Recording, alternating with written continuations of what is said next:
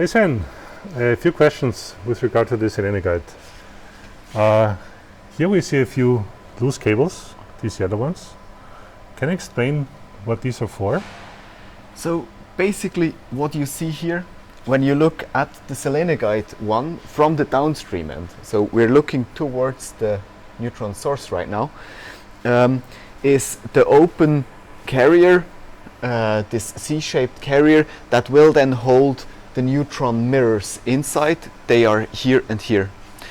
On the back side we have a robotic system. This we will discuss in another video, but on the front side we need an interferometric measurement system to allow us to actually measure the positions of the surfaces of those mirrors that will go in here vertically and horizontally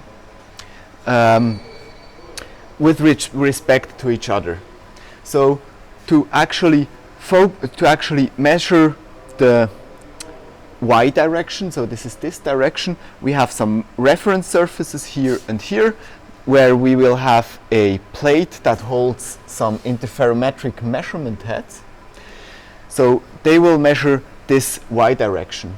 But as we do have a curved mirror, also something that you can look up in another video, it is very relevant that the card is in the right x position, means along the beam, or that we at least know where the card is on the x position.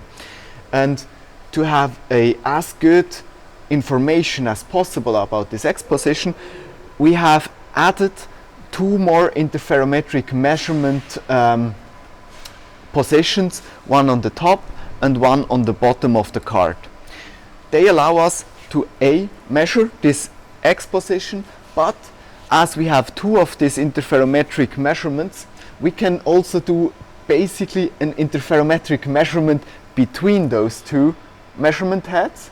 Means we can then, if we turn the system 90 degrees, if this is my metrology card, we can then see angular deviations of this card around the y direction, and from this angular deviation we can then extract from the angular deviation and the translation information, we can then extract basically the waviness of the reference surfaces in set direction, and we can get an additional characterization of the basically set precision of this card with having those two.